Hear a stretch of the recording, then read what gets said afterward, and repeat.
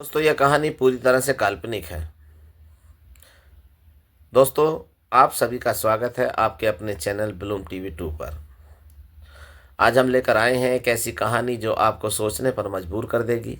एक माँ का डर, एक बेटे की छुपी हुई सच्चाई और एक बहू का साहस। क्या होगा जब शादी के बाद सामने आएगा एक ऐसा राज जिसने पूरे गांव को हिला दिया। क्या रिश्ते सच में सामना कर पाएंगे या टूट जाएगा भरोसा? जानने के लिए दिल छू लेने वाली कहानी को अंत तक जरूर पढ़ें, देखें, क्योंकि कभी कभी अंधेरी रात ही सबसे खूबसूरत सुबह की शुरुआत होती है। गांव के किनारे एक छोटी सी कच्ची झोपड़ी थी। उस झोपड़ी में सावित्री नाम की एक बूढ़ी औरत रहती थी। उसके परिवार में उसका एक ही सहारा था, उसका बेटा मोहन।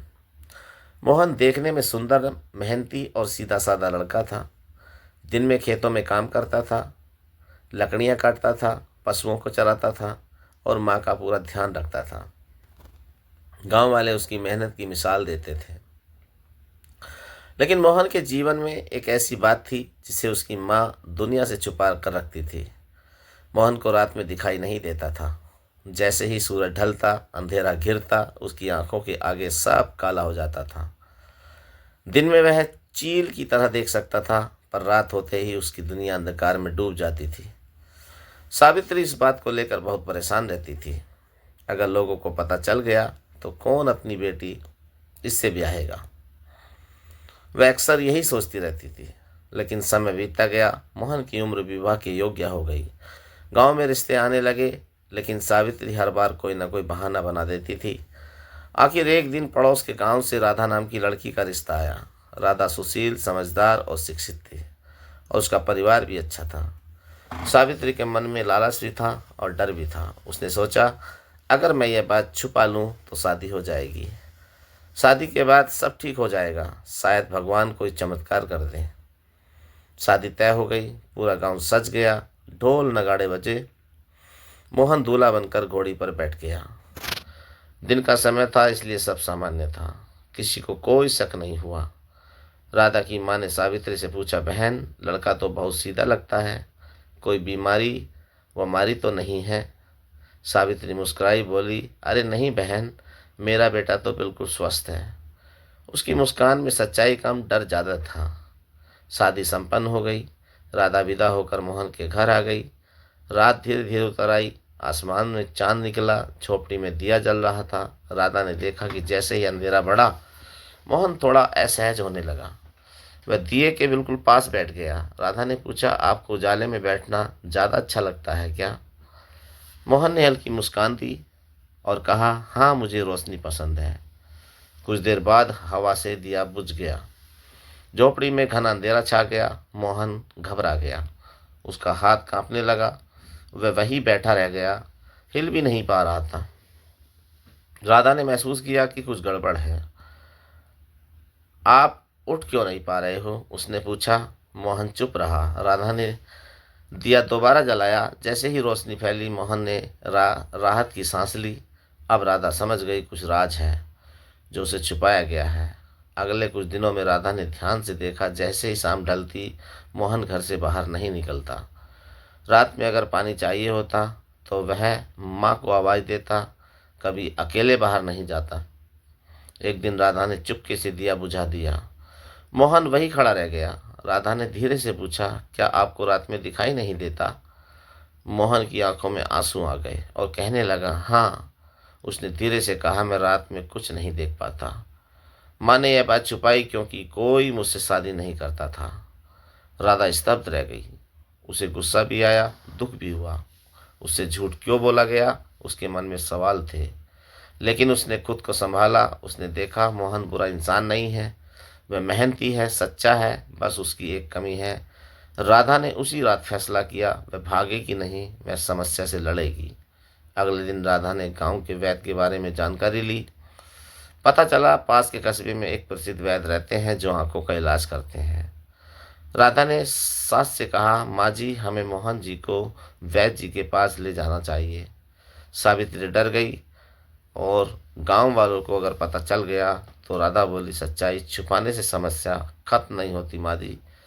पहली बार सावित्री को अपने झूठ पर शर्म आई। वे मोहन को लेकर कस्बे पहुंचे। वैद्य जी ने जांच की। उन्होंने कहा, यह जन्म से नहीं, पोषण की कमी और लंबे समय की कमजोरी के कारण यह समस्या हुई है। सही इलाज और आहार में इससे सुधार संभव है। सावित्री की आंखों में उम्मीद चमकी। इलाज शुरू हुआ। काढ़े, दवाई, पौष्टिक भोजन, नियमित देखभाल सब शुरू हुआ। राधा दिन रात सेवा करती। मोहन के मन में अपराध बोध था। मैंने तुम्हें धोखे में रखा। राधा मुस्कुराई और बोली, धोखा आपने नहीं, परिस्थितियों ने दिया है। अब हम मिलकर लड़ेंगे। 3 महीने बीत गए। एक शाम मोहन बाहर खड़ा था। सूरज डूब चुका था। हल्की रोशनी थी। अचानक उसने कहा, राधा, मुझे सामने का पेड़ हल्का हल्का दिखाई दे रहा है। राधा खुशी से चिल्ला उठी। धीरे धीरे सुधार होने लगा, लेकिन क्या पूरी तरह ठीक हो पाएगा? क्या गांव वाले सच्चाई जान पाएंगे? क्या सावित्री का डर सच साबित होगा? इन सवालों का जवाब मिलेगा। 3 महीने बीत चुके थे। वैद्य जी की दवाइयाँ असर दिखाने लगी थीं। मोहन अब पहले से बेहतर महसूस करता था। रात होते ही पूरी तरह अंधेरा तो छा जाता था, लेकिन अब उसे हल्की हल्की परछाइयाँ दिखने लगी थीं। राधा हर शाम उसे बाहर खड़ा करके अभ्यास करवाती। डरो मत, मैं यहीं खड़ी हूँ। वह उसका हाथ पकड़कर कहती। मोहन धीरे धीरे आत्मविश्वास पाने लगा। लेकिन गांव में बातें फैलने लगी। एक रात पड़ोसी ने देखा कि मोहन अंधेरे में टटोलते हुए चल रहा है। अगले दिन चौपाल में चर्चा होने लगी। सुना है सावित्री का बेटा रात में नहीं देख पाता। लड़की वालों से धोखा किया गया है। यह तो गलत बात है। सावित्री के कानों तक ये बातें पहुंची। उसका दिल बैठ गया। वह रोने लगी और कहने लगी, मेरी गलती ने मेरे बेटे और बहू की इज्जत खतरे में डाल दी है। राधा ने दृढ़ स्वर में कहा, माँ जी, सच से भागना बंद कीजिए। अब हम खुद पंचायत में सच बताएंगे। गांव में पंचायत बुलाई गई। लोग इकट्ठा हुए। कुछ लोग आरोप लगाने को तैयार थे। मुखिया ने पूछा, क्या यह सच है कि मोहन रात में नहीं देख पाता और यह बात शादी से पहले छुपाई गई थी? सावित्री कांपते हुए खड़ी हुई और कहने लगी, हाँ, यह सच है। मैंने डर के कारण यह बात छुपाई। तो गांव में सन्नाटा छा गया। फिर राधा खड़ी हुई। उसकी आवाज़ साफ और मजबूत थी। हाँ, मुझसे ये बात छुपाई गई, लेकिन मैं अपने पति को छोड़कर नहीं जाऊंगी। उन्होंने मुझे कभी दुख नहीं दिया। वे मेहनती और सच्चे इंसान हैं। बीमारी अपराध नहीं होती। सब लोग चुप हो गए। मुखिया ने मोहन से पूछा, तुम क्या कहना चाहते हो? मोहन ने सिर झुकाकर कहा, मैंने जानबूझकर धोखा नहीं दिया। मैं डर गया था। अगर पंचायत चाहे तो मैं सजा भुगतने को तैयार हूँ। उसी सच्चाई ने माहौल बदल दिया। तभी कस्बे के वैद्य जी भी वहाँ पहुँचे।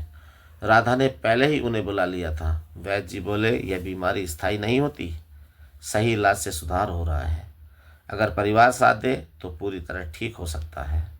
अब पंचायत का रुख नरम हो गया। मुखिया ने कहा, गलती हुई है, लेकिन सुधार की कोशिश भी हो रही है। सच्चाई स्वीकार करना सबसे बड़ा साहस है। हम इस परिवार का बहिष्कार नहीं करेंगे, बल्कि सब मिलकर मदद करेंगे। गांव वालों ने पहली बार तालियां बजाईं। सावित्री रो पड़ी, लेकिन इस बार पछतावे के नहीं, राहत के आंसू थे। इलाज जारी रहा। गांव के लोग अब ताने नहीं मारते थे, बल्कि मदद करते थे। कोई पौष्टिक अनाज दे देता था, कोई फल, कोई हौसला। मोहन दिन में पहले से ज़्यादा मेहनत करता। राधा रात में उसके साथ अभ्यास करवाती। धीरे धीरे बदलाव दिखने लगा। एक शाम जब अंधेरा घिरा, मोहन ने कहा, राधा, मुझे तुम्हारा चेहरा दिखाई दे रहा है। राधा की आंखों में खुशी के आंसू आ गए। सच? उसने कहा, हाँ, हल्का हल्का लेकिन साफ।